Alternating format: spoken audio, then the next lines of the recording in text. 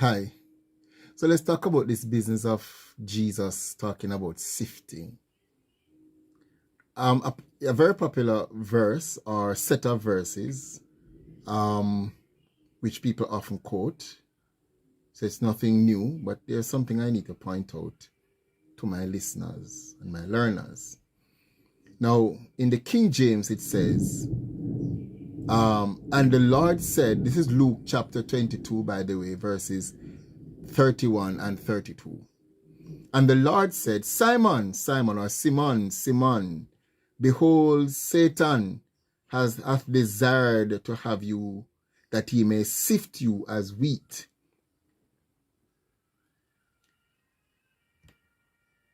But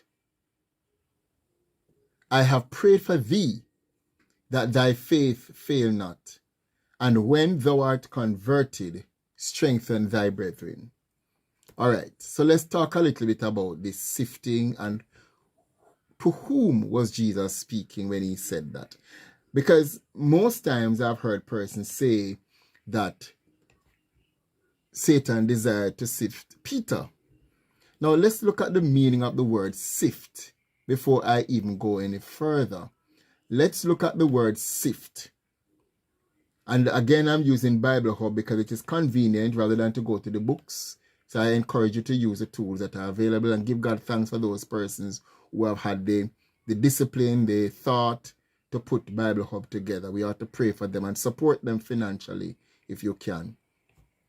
So the word is siniadso, and it means I sift or to sift. The root definition is to sift. It is used to mean to I sift, I prove by trials, I winnow. Now, winnow is not a word that we use in most of our modern day culture. But winnow, when Jesus said, but John the Baptist rather said that Jesus is, there's a man who is coming and is winnowing fork. His fork is fan is in his hand. His fan is in his hand and he will thoroughly purge his floor. That's a cultural statement that needs to be explained within the context of culture before we can understand again our culture. Or else you'll think that Jesus have a big fan that he's going to use and sweep the floor, fan the floor and whatever is on the floor is going to leave. Or you might think he may put in a big industrial fan and blow away whatever. But some translation use the word winnowing fork because in that culture, what they did was that when the wheat is harvested, they would trample it. They would use an instrument to crack, to separate the shaft, which is the casing of the wheat, from the grain. And then they would use a fork, a winnowing fork, much like a fan rake that we know of, and throw it up in the air on a windy day. Throw it up and the wind, according to Psalm 1, would drive the shaft away. So it was a type of sifting because what they were actually doing was separating the wheat from the shaft. They were doing what? Separating the wheat from the shaft. And so the idea that John used was that there's going to be a separation. It's a symbol of judgment. His fork or his fan or his winnowing fork is in his hand and he will thoroughly purge, clean, meaning separate the shaft from the wheat. Some of you may remember this, some of you may not remember this or did not experience this. But we used to get the peanut from the peanut man in the night when the peanut man is passing. And they still have some of them in Kingston. I don't know about the country parts. But they still have a few of these men who walk with these things, that the peanuts. And you kind of rub the peanut when it is parched. You rub it between your hands. And the red part is separated from the nut. And we now and blow away the shaft. It's called sifting. It's sifting. When you have flour or cornmeal and you want to separate, maybe you suspect that weevil might be in there, you sift it. Use a strainer, we call it strainer in Jamaica, or the sieve, and you sift it. If the cornmeal is coarse, maybe nowadays you get refined cornmeal, but first then you get some real coarse cornmeal, and they would sift it, separate the grain, the larger portion from the finer portion. People who are in construction know this. For when they're trying to get the high grade sand, when they get the certain level of sand, they use a low grade sieve and sieve it, and then they pass it through a finer grade and maybe yet a finer grade, depending on how fine a sand they want. So they separate the larger portion of the sand from the finer portion. So the idea of sifting is separating. And obviously you are separating one kind from another, one thing, one person from another. You can't separate one person. You can't separate one thing. If you sieve the flour and there's nothing there to sieve, then you're only going to get an empty strainer. There's no separation there. So that concept, I want to hold that concept in mind, because Jesus could not be saying to Peter, the devil has asked, Satan has asked for you to be sifted, because you cannot sift one thing of its kind, one kind. You have to sift two different things. You have to separate something that is different. All right, let's go on a little further. So you go to the lexicon, the interlinear, and then select the particular word. When you look at the lexicon, the interlinear rather, of that verse, you will notice that Jesus said to them, you are speaking, he drew Simon's attention, because Simon was supposed to be the leader after Jesus, right? He said to Simon, Simon, or Simon, Simon, behold, Satanos, Satan, demanded to have all of you. That you is a plural you. If you look at it, you will see it as a pronoun in the accusative second person plural. All right? It's plural. He was speaking to more than one, not one. And if you look at some translations, you'll notice it says, some of the translations say, sift all of you. Or some would say, sift you all. Now, if you notice the King James Version makes a distinction between singular you and plural you. So in the King James, it says, Satan hath desired to have you, that he may sift you. When you go over into the verse 32, you'll notice here that Jesus said, but I have prayed for, in the King James, it said, thee, that thy faith will not fail. I have prayed for thee, that thy faith fail not, and when thou art converted. Now, if you'll notice, the thee and the thou is referring to singular. So in that verse, the you from the Greek, so let me go back to 31. In 31, the Greek that is used to sift you is humus. That's a plural you. But when you get to the other verse, to sift you, it's su. S-O-U. It's singular. That's pronoun. Right? The genitive second person singular. So in verse 31, Jesus was speaking, he drew Simon's attention, because he was speaking to Simon about what was going to happen, but it was going to happen to all of them. Satan has desired, has asked for, has begged, has asked for you to be, you all to be sifted, to be separated, to be scattered, to be tried. But I have prayed for you, Simon, that your faith will not fail. Why? Because Simon Peter was going to be the head. And you know what happened when you strike the head. You scatter the sheep, and you strike the shepherd, you scatter the sheep.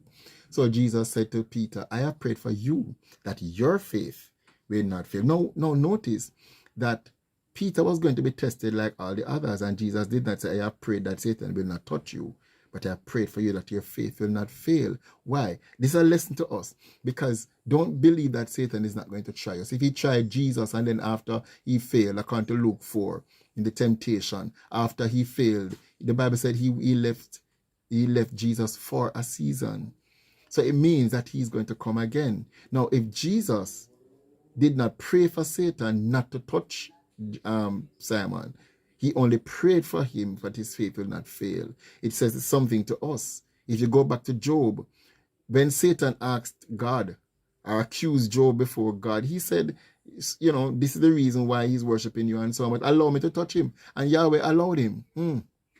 He didn't hedge him around and say, no, you're not touch him. He allowed him to touch him, but he gave him a limit. And I want to remind the child of God that Satan has a limit upon your life. He may be allowed to touch you in some ways, but he's not allowed to go all the way because God has put a limit upon him. Now, one more thing before I go. Notice what Yeshua said to Peter now. I, however, begged for you. I have prayed for you. I have interceded for you. I have beseeched for you. The particular word that is used means I request, I beg, beseech, pray. I have beseeched, I have prayed for you. I have begged for you that your faith will not fail. And when you are converted, then you are to strengthen your brethren. That word converted, a lot of people I hear say that, you know, Peter was walking with Jesus and he wasn't saved, or walking with Jesus and he was not converted. Understand that conversion is a process. Conversion, being transformed from our nature, our human sinful nature, to the likeness of Christ is a process. This is not what Jesus was speaking about here. Why? How do I know that? The word that is used here, epistrepho, means to turn or to return.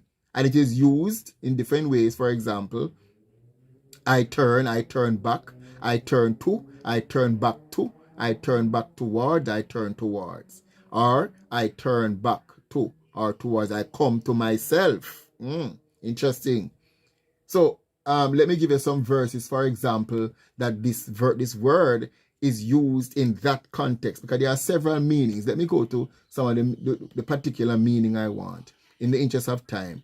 There are several meanings to that word. I cause to return or bring back, to turn oneself about, turn back, to return. The particular context would be this one, to return, turn back, or come back, right? To turn oneself about, to turn around. Peter would have denied Christ. Not yet, but Jesus was basically speaking as to what was to come. That he would have denied Christ. And Christ was saying to him, you're going to fail me. You're going to fail. Your faith is not going to fail, but you are going to turn away. You're going to deny me. And let us face it, we don't want to think of our apostles as human beings. They were human beings too. It's a sort of backsliding. He denied Christ. He denied knowing him, and he denied being a part of him. He said, me, I don't know the man. And when somebody pressed him and kept pressing him, he said, listen, expletive, I don't know the man. He began to swear and curse. That's backsliding. And then, but the beauty about it is that, here it is. The beauty about it is that after he came to consciousness, when he came back to himself, he repented. He cried bitterly. It's an act of repentance. Different from Judas, who betrayed him and was remorseful, but not repentant. Difference. Peter was repentant. And so he turned back. He came back. He turned around and came back to his mission. And so he was able to later on Jesus said, feed my sheep, tend my lambs, feed my sheep 3 times. So let me conclude it by repeating. When Jesus said in Luke 22, verses 31 and 32, Satan has desired, has begged for you, has asked for you to be sifted. He was speaking about all of the disciples. And it did happen, because the night when Jesus was arrested, everybody fled. Everybody was scattered. The only person who followed closely was John. And later on, Peter. And John even managed to squeeze in because John was friends with some high people. Jesus said, Satan is desirous of sifting all of you, separating you, scattering you from each other. But you, Peter, because you are the leader that I'm leaving in charge, I have prayed for you that your faith will not fail. And when you are converted, when you are turned back, when you come back to me and you return to me, strengthen the brethren. That word strengthen means to make fast or establish All right, support the brethren, strengthen them in their faith. When your faith has returned, when you have returned, strengthen the brethren. It has nothing to do with Peter being people saying, boy, Peter was walking with the Lord and he wasn't saved, wasn't converted. Not so. He would have gone through a period of time in his life when he denied Christ. And Christ was saying, when you have come back to me, you will now strengthen the brethren. I hope that has made some things clearer for you. God bless you.